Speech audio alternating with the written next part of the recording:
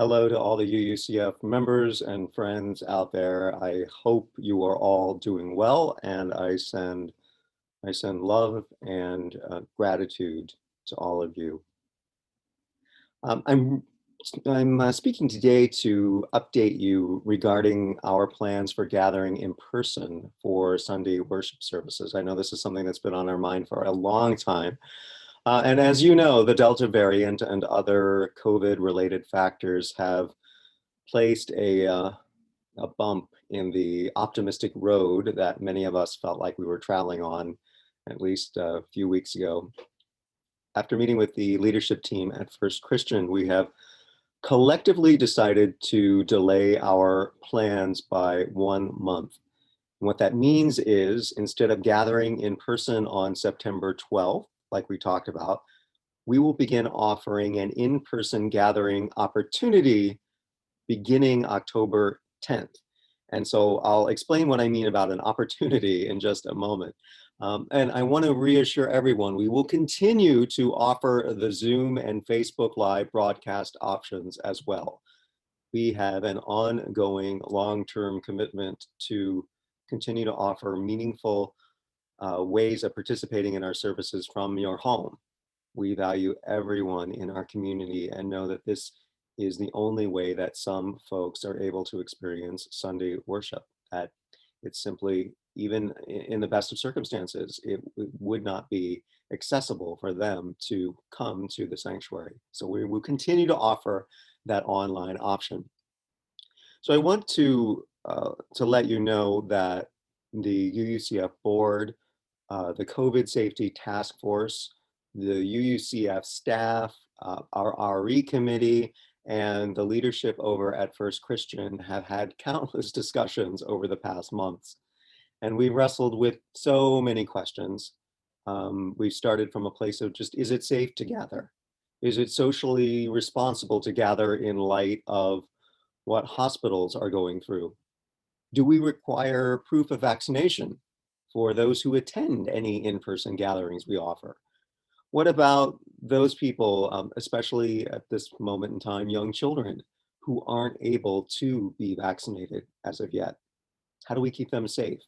And what does it mean to include their families as well if they're not vaccinated, if their kids aren't vaccinated?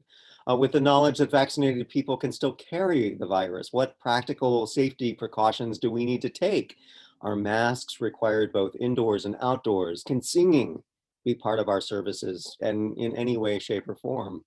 What about people who are immunocompromised? How do we include them in our plans? What does our children's religious education program look like in practice? And so on. As you can imagine, these are not easy questions to answer. And I've stayed awake a few nights, and I know other people in our leadership group have as well. We don't have answers to all these questions at this time. I'll be really frank about that. You know, circumstances and information is changing from week to week, almost day to day sometimes, and it's really hard to put a solid plan together to be a few weeks ahead and put something into place and then have it actually happen in the way that we are planning. And I want you to know we have considered options that are out of the box. You know, it's easy to say, oh, let's meet in a park, for instance. And then you start thinking, well, how do we provide the live stream experience for those people at home if we're out in a park? How do we get all that equipment out there and get proper internet capabilities and all of that stuff? You know, it's just nothing, no fully formed solution has surfaced that readily meets all the challenging needs of this time and all the complications of it as well.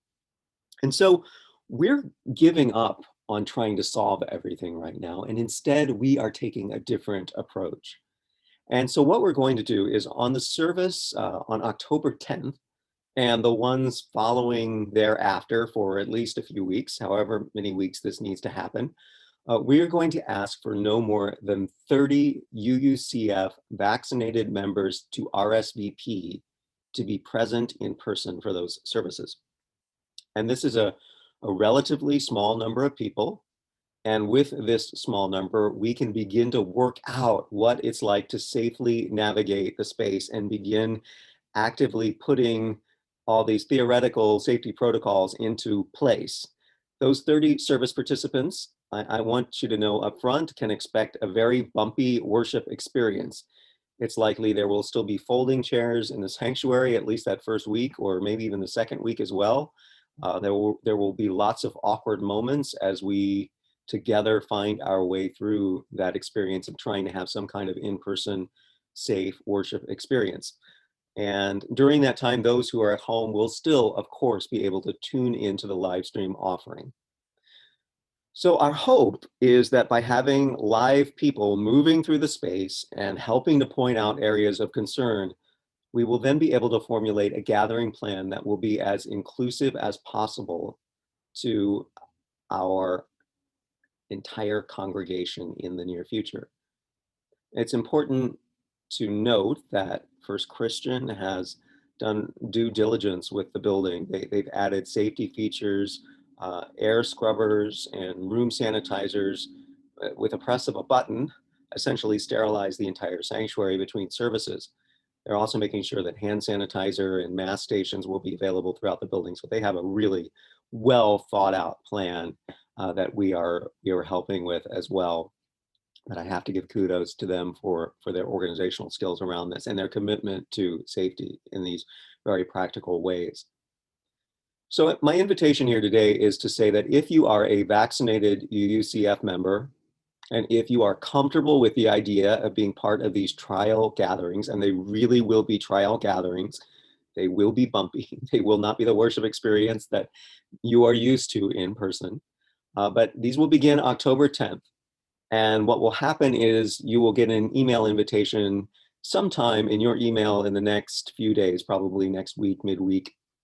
And the first 30 people who RSVP will be put on that Sunday, October 10th attendance list. And then any other further names that we might get will just be added to the next Sunday's list and so on.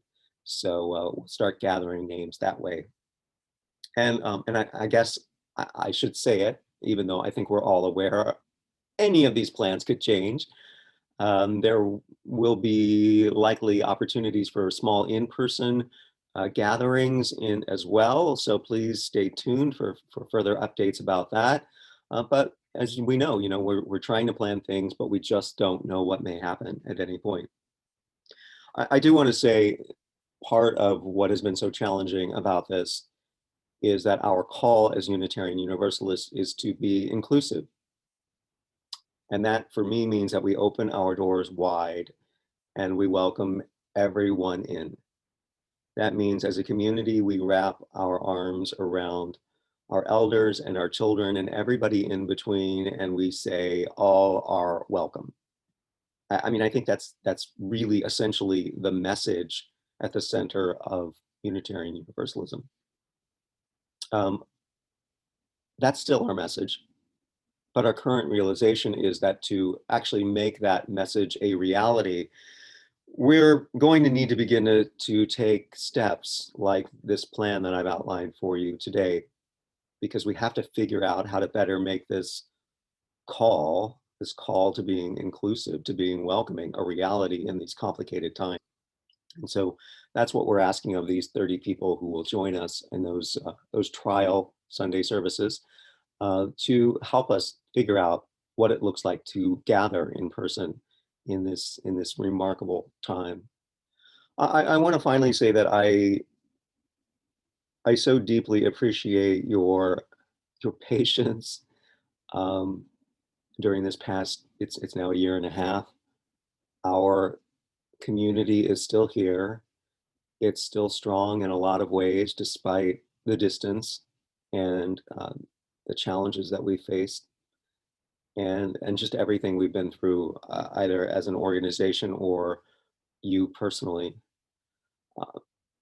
I have been reminded over and over that there is an abiding love that connects all of us in this congregation, and also there is a very human, hands-on commitment to this congregation that I have seen play out over and over, and I've been really very, very deeply grateful for that. As someone who became a Unitarian Universalist minister because of my experience as a dedicated layperson in a Unitarian Universalist congregation, I know what it means to stick with a congregation and to do the work of being in community through the long haul. And I'm so deeply appreciative of everyone who has kept us afloat during this time. And I hope that you receive today's message with excitement and with appreciation for those folks who will be part of this, whether it will be you or other people, other members of UCF who will be there, making this happen so that we can begin to take these important steps so that we can have more of this inclusive gathering that we aspire to. I am very, very grateful to all of you. I send you all love. I wish you all the best. And you know what? I am still excited about the future. That has not changed. And I am still here. And I still love each and every one of you. Take care.